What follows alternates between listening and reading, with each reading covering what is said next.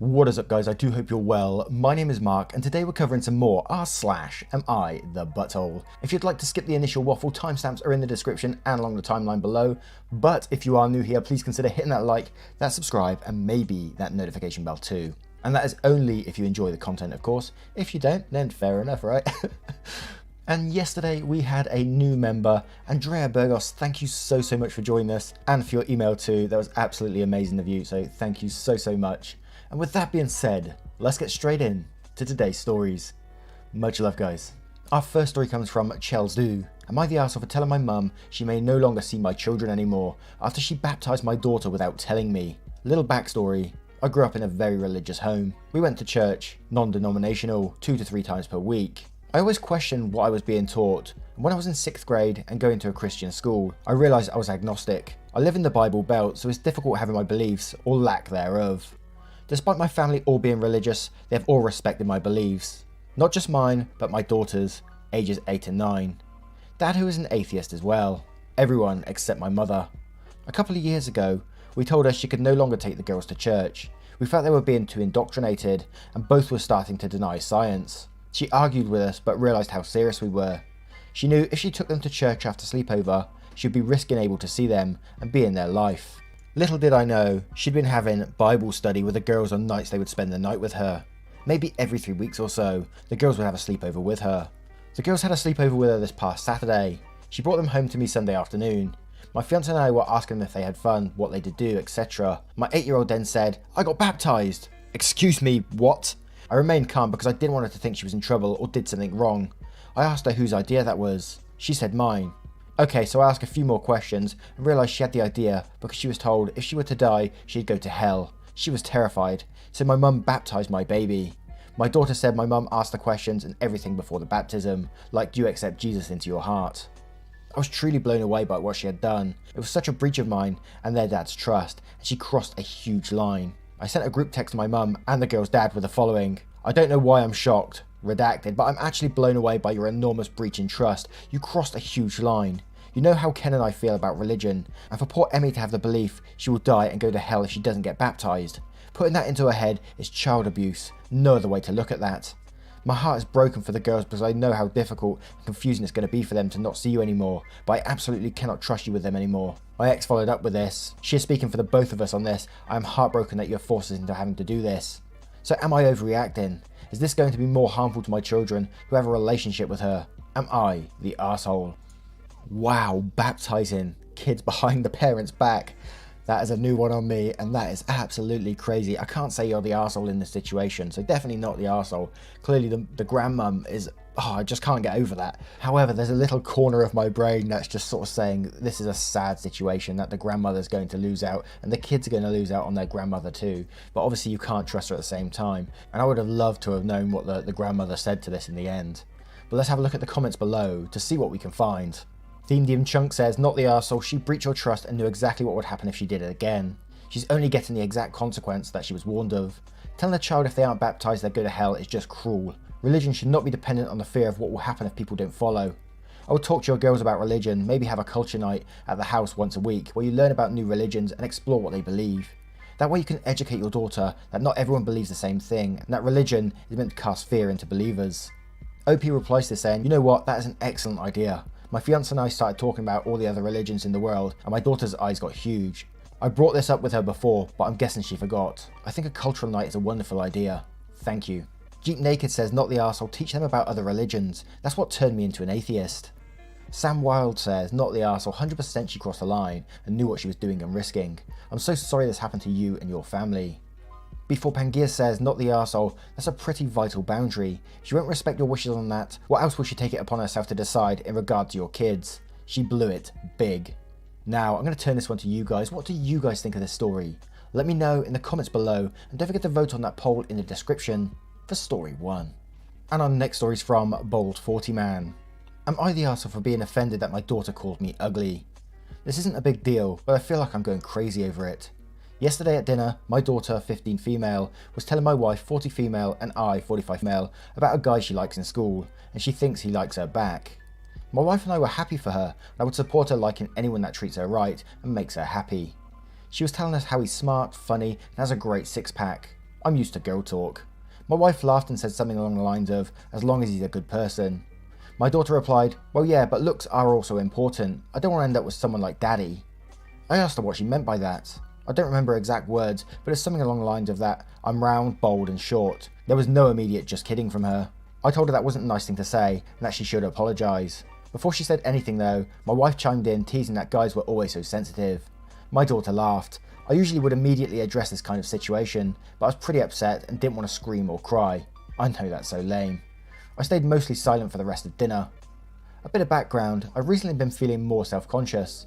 I'm not ugly, even if I was, I have other qualities to make up for it, and I know that my wife adores me, but I've definitely noticeably gained some weight and lost some hair. My wife is as stunning and youthful as the day I met her, and my daughter is the spitting image of her.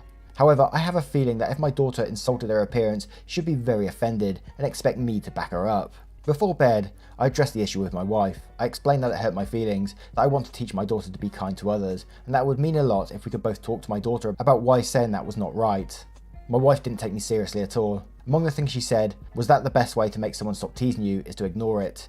I don't want to treat my daughter like a middle school bully, and that she, my wife, was also materialistic at that age but grew out of it on her own. She also said that I was asking for it by asking her what she meant. I told my wife that I was disappointed in her and I would be talking to my daughter alone when she comes home from school today. I plan on talking to my daughter today, both because I'm still offended and I really don't want her to say that to anyone else. I don't plan on punishing her, just having an honest conversation and seeing where it goes. Nonetheless, I'm partially wondering if I'm the arsehole for escalating the situation since it's a one-off occurrence. Now, I can't say you're the arsehole in this situation. Imagine if the roles were reversed in this situation. You rocked up at the table and you just turned round and said, oh, look at you two, you're fat. Imagine the psychological effects that can have on someone. We all know that from the many stories that we read on this channel, how hurtful words can be. I can guarantee you, your daughter would hate it if you was to say something along those lines. And as you said, it's not a kind thing to do, and you don't want her telling other people this. If she's willing to say it to you, she'll probably say it to her friends about someone else or directly to someone else, which, you know, isn't a great thing, is it? So I think you're totally right, and I think your wife is in the wrong big time in here for not backing you up and playing down your feelings. Like you said, imagine if that was the other way around. She would hate that, I guarantee that. So yes, not the arsehole, but let's have a look at the comments below to see what they say. Method Man says, not the arsehole, what the fuck is wrong with two of them? Go in there and call them fat, and when they freak out and get upset, say that women always get so easily offended. That has showcased their hypocrisy. And quotes, I don't plan on punishing her. And then says, why not? That's how children learn. Consequences. Awesome One says, totally not the arsehole. What your daughter said was totally rude and uncalled for, and your wife shouldn't be so okay with her saying that either. Bridgeness07 says, not the arsehole, even if she was joking. That's a behaviour that needs to be put to rest before she starts talking to others that way, regardless of how someone looks. It's not right to judge them solely on that. Shady Nasty says, not the arsehole, your wife needs to have your back. Your daughter was just being a dumb teenage girl and obviously wouldn't find a middle-aged man attractive, so I wouldn't take it too personally. But I agree you should speak to her so she understands words can hurt. And Nate Hatred says, not the arsehole, the real arsehole here is your wife, like a big, gaping one. Oof. Mercurial Planner says, not the arsehole, it's a huge problem when we tell men/boys that they're being too sensitive when someone makes hurtful comments. Your wife's behaviour is really disappointing, and I think sitting your daughter down and explaining that she upset you is an excellent idea. Yes, honest, open conversation usually fixes most things, so I'm going to turn it to you guys now. What do you guys think about this situation? Let me know in the comments below, and don't forget to vote on that poll in the description for story 2. And our next story is from Cancer Ridden Carnival. Am I the arsehole for asking my 31 male, wife, 35 female, to go to her family for emotional support for her breast cancer? Throwaway because my friends are on Reddit. I know it sounds bad, but please hear me out. Cancer has always been really bad in my family. In the last 5 years, we've lost my cousin and my maternal grandmother to cancer. My elderly father with dementia was diagnosed with skin cancer last year. My uncle just started hospice care after battling with lung cancer for years. On top of this, my uncle had previously cared for by my aunt, but she was killed in a car accident back in January, so my uncle and their 7-year-old son moved in with my mother. Because of this, my mum is now caring for 2 people with cancer and a child trying to continue to do her job, elementary school teacher, via Zoom meetings. Virus prevented me from being able to help my mother, but once restrictions eased and my wife and I had been self-isolating for 4 weeks before that, I started going to my mother's to help out. This ended with me spending the last month and a half there helping make sure my cousin was doing his schoolwork and coordinating the hospice workers who were coming into my parents' home to deal with my uncle, while my mother primarily handles my father. Last week, my wife called me and told me that she had found a lump in her breast just before I left the last time, but hadn't wanted to worry me if it was nothing, but after a number of appointments had been confirmed that it was breast cancer. She said it was caught in the early stages and the prognosis was good. Her doctor recommended a mastectomy. Then she asked me when I was coming home because she wanted me with her for a surgery. This is where I think I might have been the arsehole. I told her to ask her family to support her through the surgery because there were multiple people in my family that needed me, not just her. She got quiet and said, okay, then got off the phone. We usually talk daily, but she hasn't called me or answered my calls since. This morning, I looked at my phone to find multiple text messages from her family members who live on the other side of the US, calling me an arsehole for not being there for her. My mum has said that my wife will get over it and it's just 2 little surgeries, one to remove the breast and the other to put an implant. She'll be fine. I think my mum acting like it was no big deal was the biggest sign that I might have messed up. She's never really liked my wife, so her not taking the opportunity to also shit on my wife for even asking for my help is a red flag. But I don't want to leave my family in the lurch to go sit with my wife for what is probably a couple of routine surgeries. God damn, man, how can you just say it's just a couple of routine surgeries? That is the worst line in this post to me, is that you're playing it down. It's not just a couple of routine surgeries. That woman is losing her breast or breasts. Oh, Christ, man. She needed you there for her emotional support. She's going to be going through a rough time, and probably after the surgery as well. The psychological effects of losing the breast has got to be huge.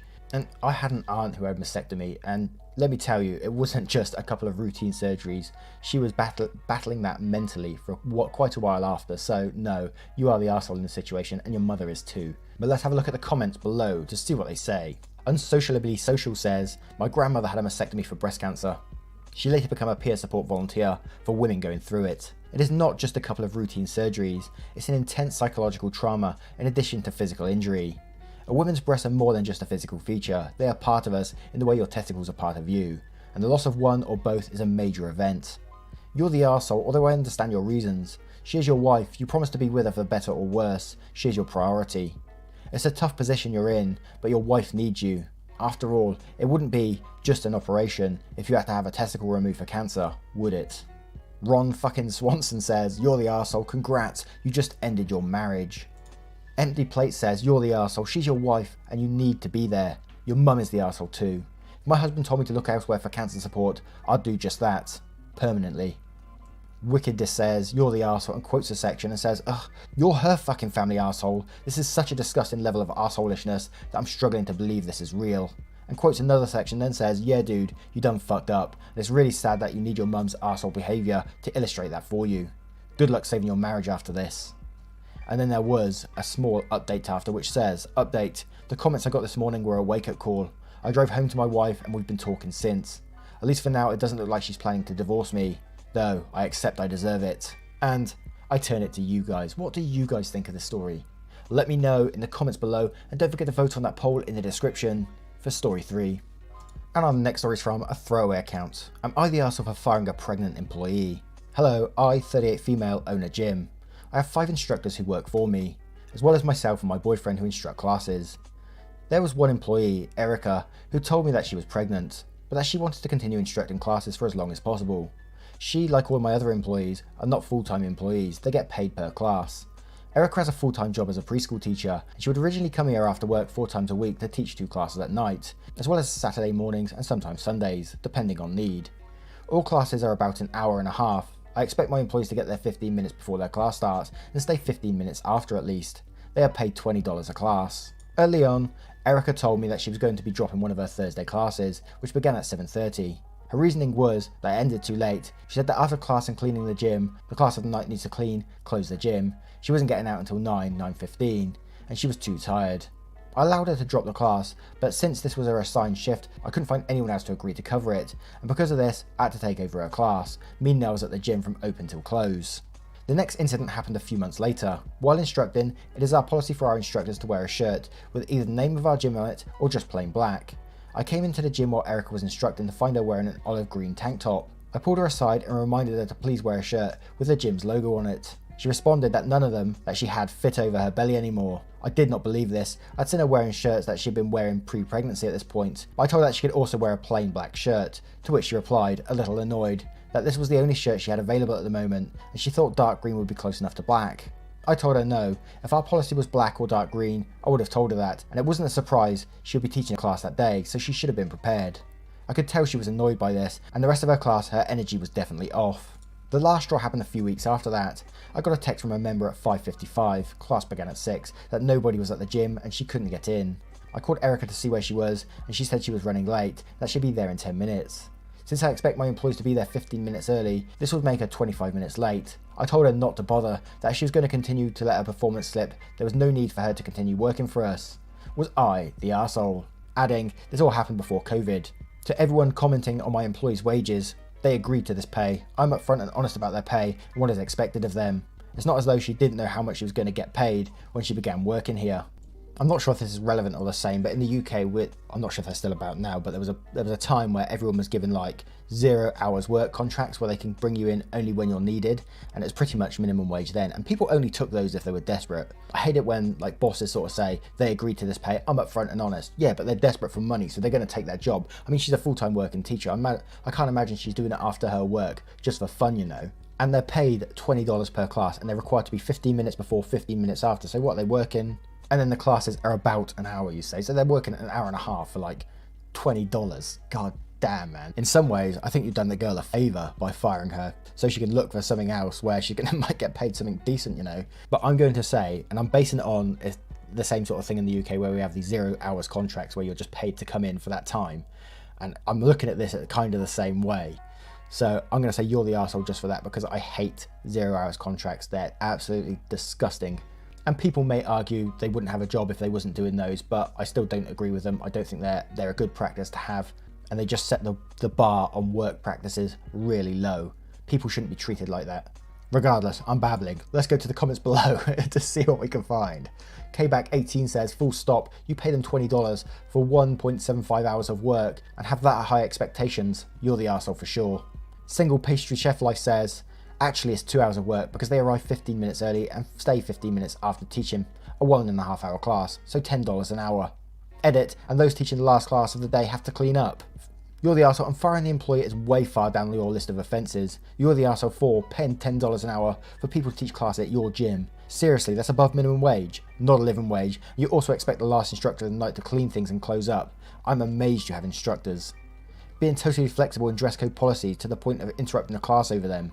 Would it so much kill you if an instructor wore a blue shirt one time? Could you not wait until the class was over? What problem does olive green cause your business exactly? If you want people to wear a uniform, you need to provide it, and you need to make sure it comes in acceptable sizes, and even then, you need to consider some flexibility, like letting the person teach hot yoga stripped down to a tank top, or accepting that, especially given that your instructors are underpaid as heck, they will sometimes run into laundry issues. Relying on instructors, you pay shit to make sure your gym is open. Sometimes an employee does not work out, and you let someone go, but gyms require personnel to run, and you, as the owner of said gym, might want to reconsider some of your choices. Now, I'm going to turn this one to you guys. What do you guys think of the story? Let me know. What is the minimum wage in the US, by the way? Let me know in the comments below, and don't forget to vote on that poll in the description for story 4. Once again, guys, thank you for being here today. You are always truly appreciated here. Massive, massive thank you, and I will see you in the next one. Take care, guys. Much love.